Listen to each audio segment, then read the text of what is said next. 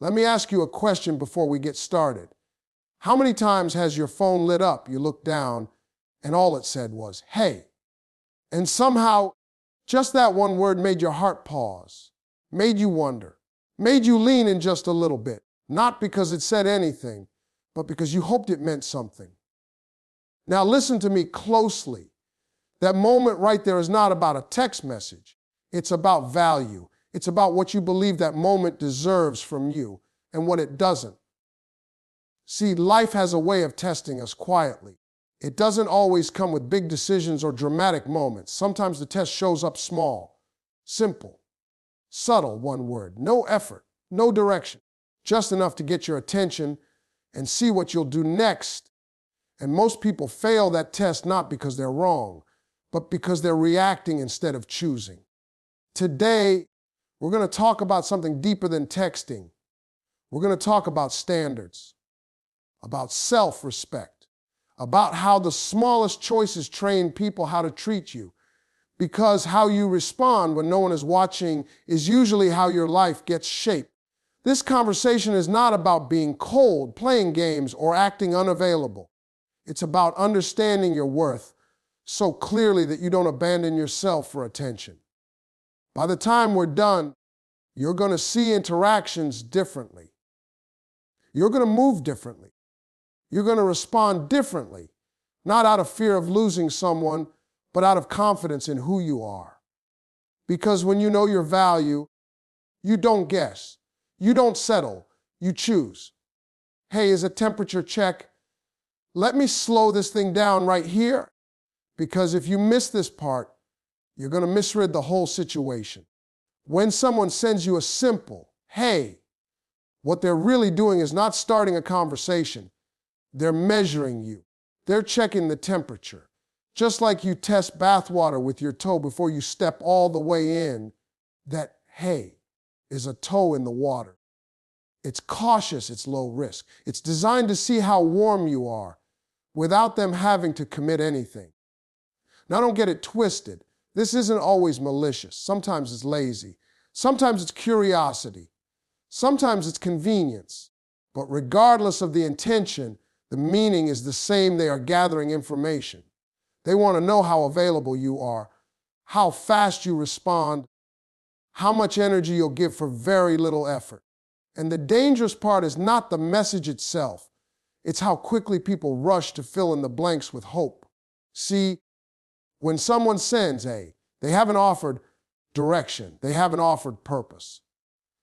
They haven't offered intention. They've left the door cracked open just enough to see if you'll push it wide open for them. And the moment you do, by responding instantly, enthusiastically, or overly emotionally, you've just told them everything they needed to know. You've answered questions they never had to ask out loud. Here's the truth a lot of people don't want to accept. Effort follows requirement. People rise to the level they have to meet, not the level you wish they would choose. If minimal effort gets maximum access, then minimal effort becomes the standard. Not because they're evil, but because you made it easy.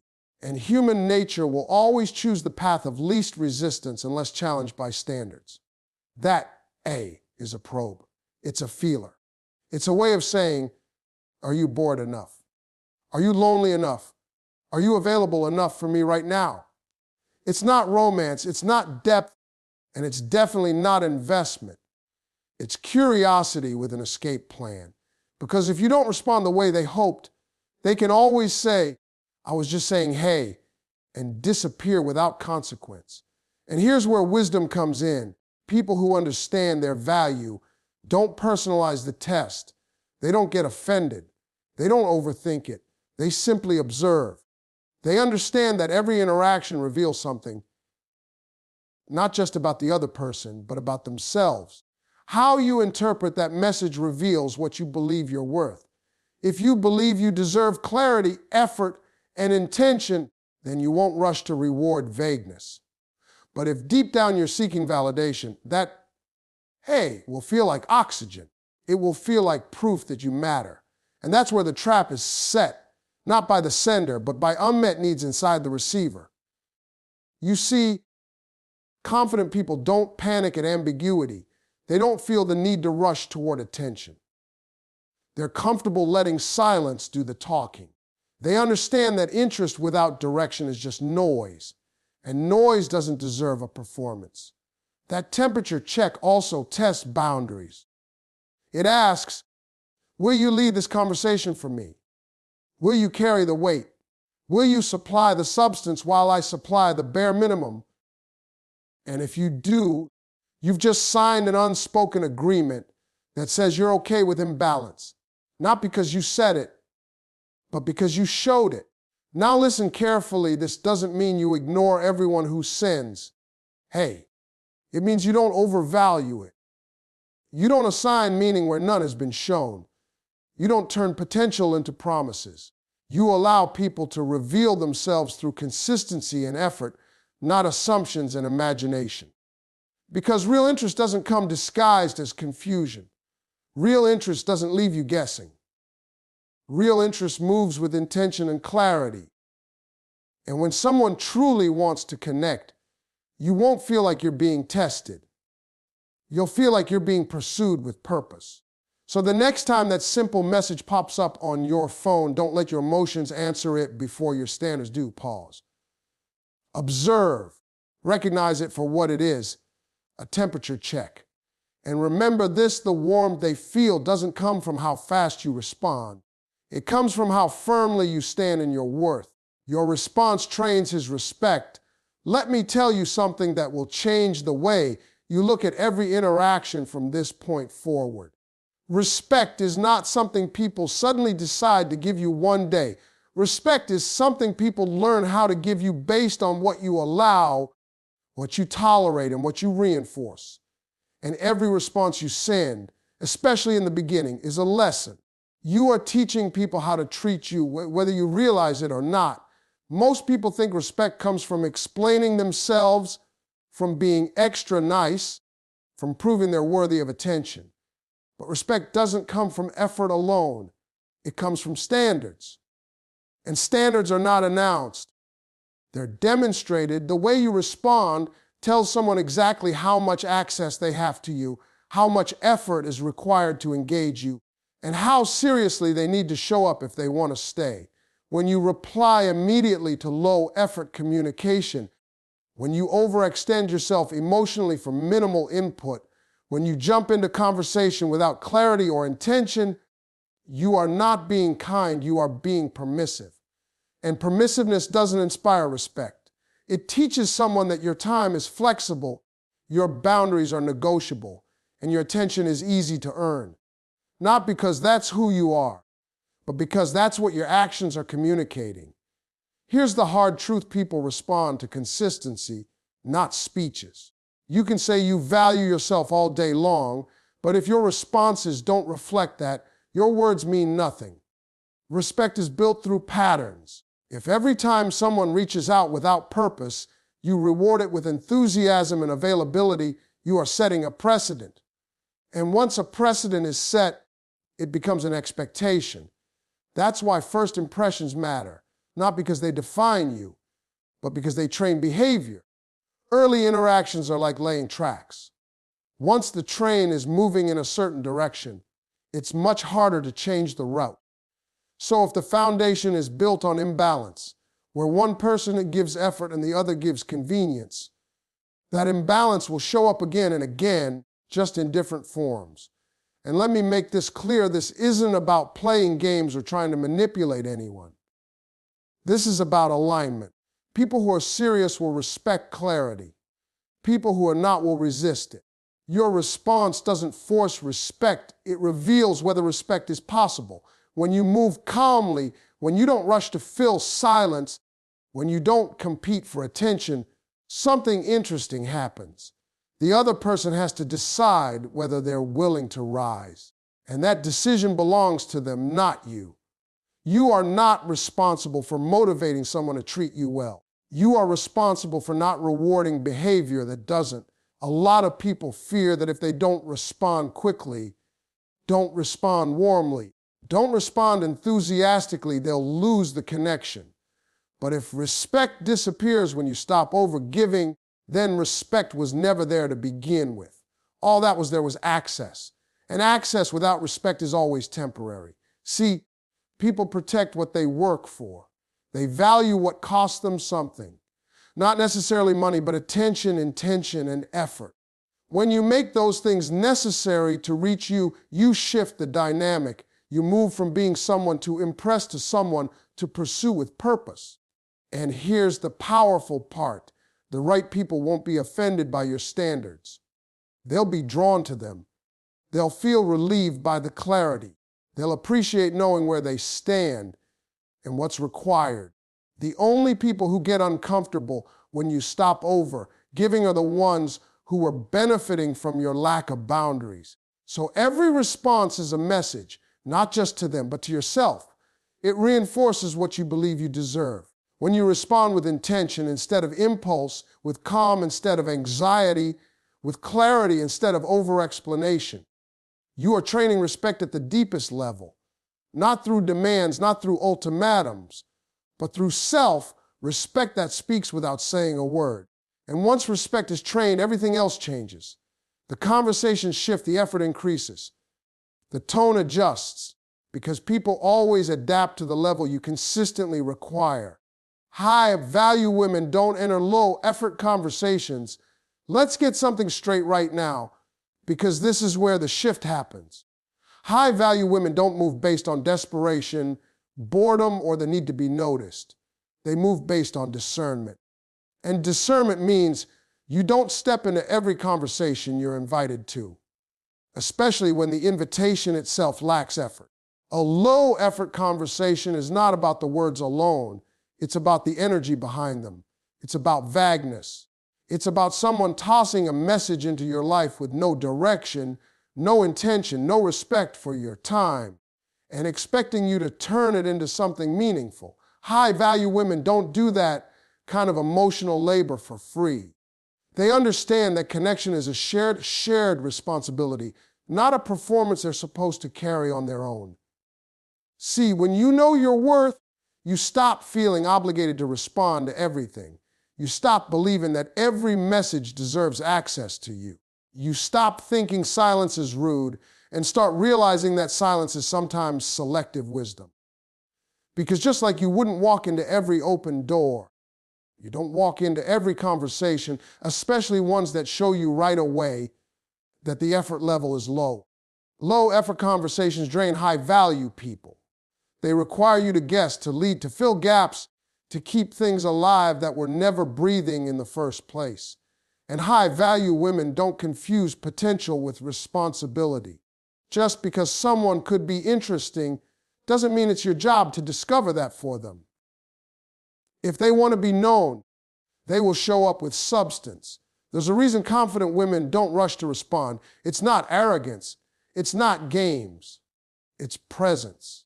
They are rooted in their own lives. They have purpose, priorities, and peace that don't get interrupted by every notification. They don't measure their value by who reaches out.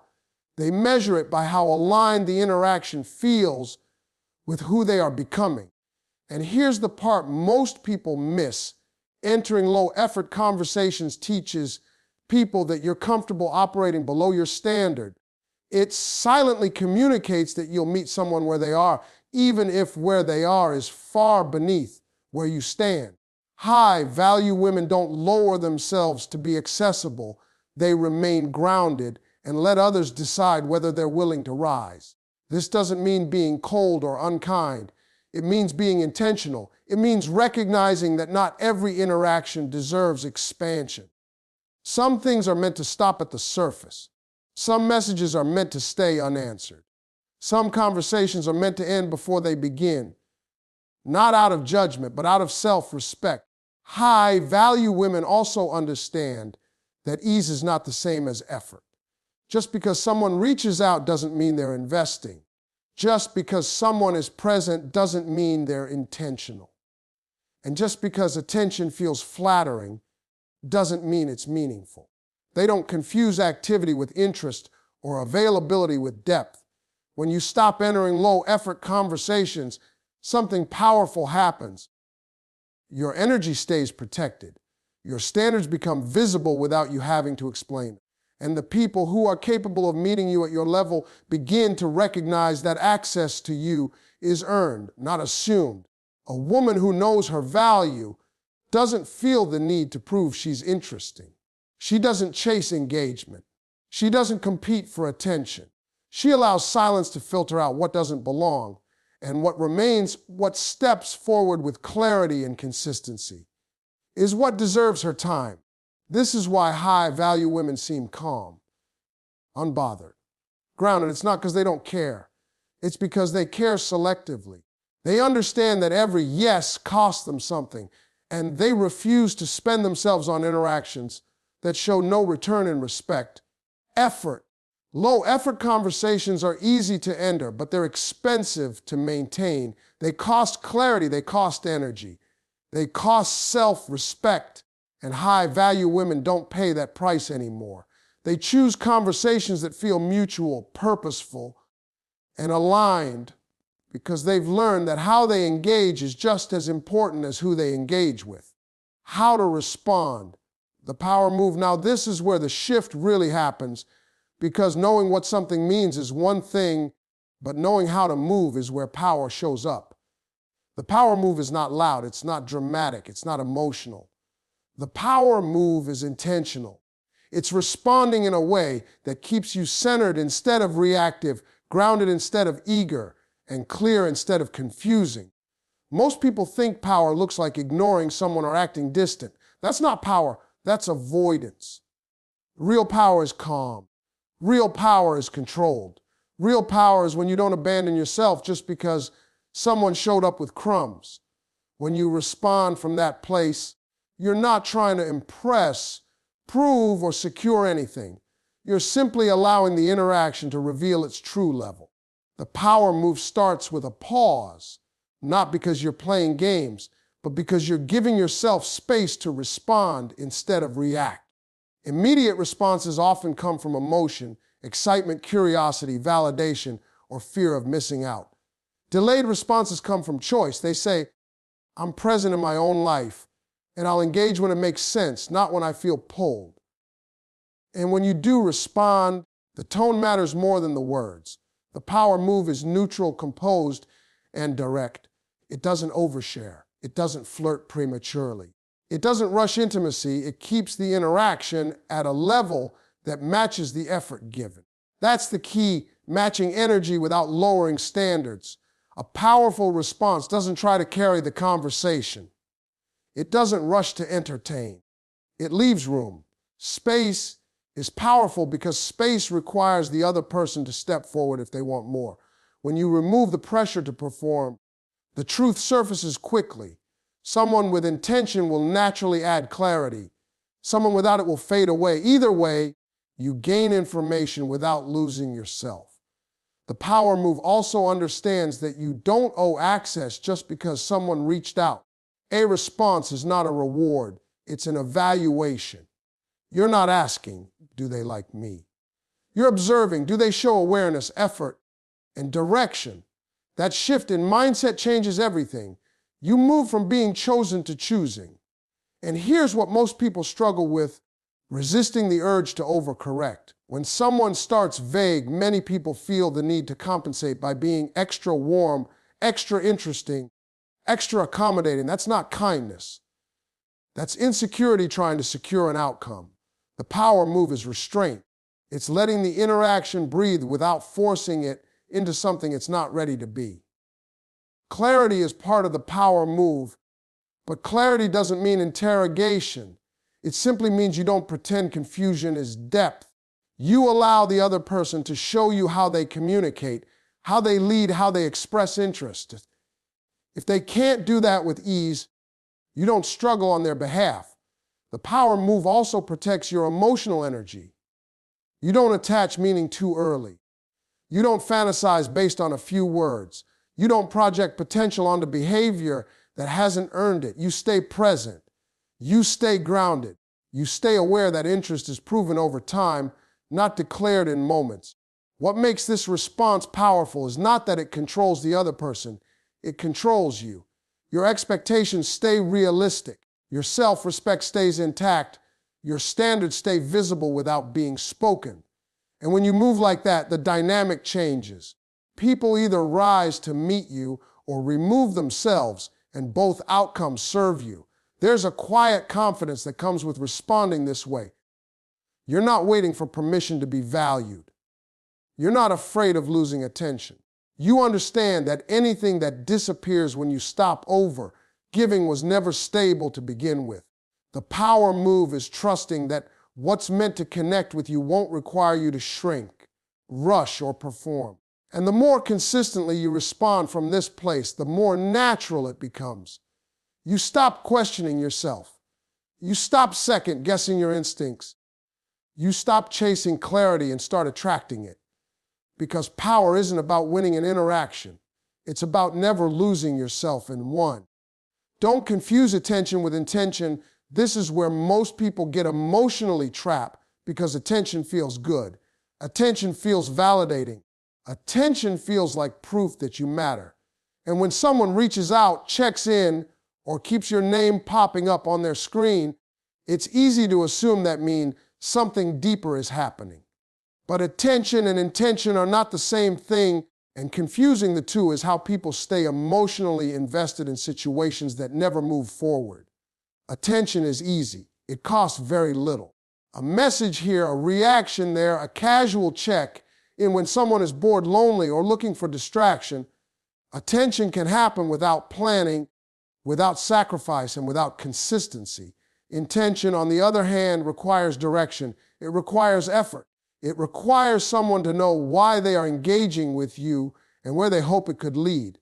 The danger is that attention creates motion without progress. It keeps things alive just enough to feel hopeful, but never solid enough to feel secure. And when you're not clear on the difference, you start filling in the gaps with assumptions. You start telling yourself stories about what things could be instead of looking at what they actually are. Intention shows up in patterns, not moments. It shows up in follow through, not just words. Someone with intention doesn't just reach out when it's convenient. They create space for you in their life. They don't keep things vague.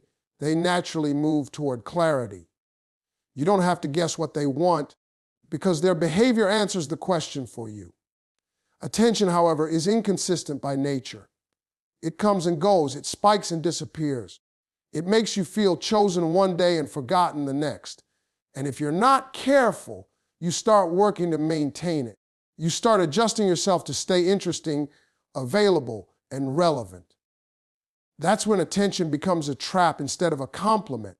People who know their value don't get pulled in by attention alone. They observe how that attention is expressed. Is it steady or sporadic? Is it backed by action or just words? Does it move things forward, or does it keep circling the same starting point? These questions matter because intention doesn't avoid momentum, it creates it. Another important difference is accountability. Intention includes responsibility. Someone who has intention is aware of the impact they have on you. They don't leave you guessing and call it casual. They don't disappear and reappear without explanation. Attention has no such responsibility. It takes what it wants in the moment and leaves when it's satisfied. When you confuse attention with intention, you start tolerating confusion as normal. You excuse inconsistency. You lower your expectations just to keep the connection alive. And slowly, without realizing it, you begin investing emotionally in someone who has made no real investment in you. This is why clarity is so powerful. Not because it forces answers, but because it reveals reality. When you stop responding to attention that has no direction, the truth surfaces quickly. Intention doesn't disappear when it's challenged.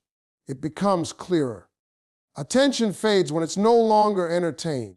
It's also important to understand that not all attention is personal. Sometimes it's habit. Sometimes it's convenience. Sometimes it's someone enjoying how you make them feel without considering what it costs you. And that doesn't make them a bad person, but it does mean you have to protect yourself from attaching meaning where none was offered.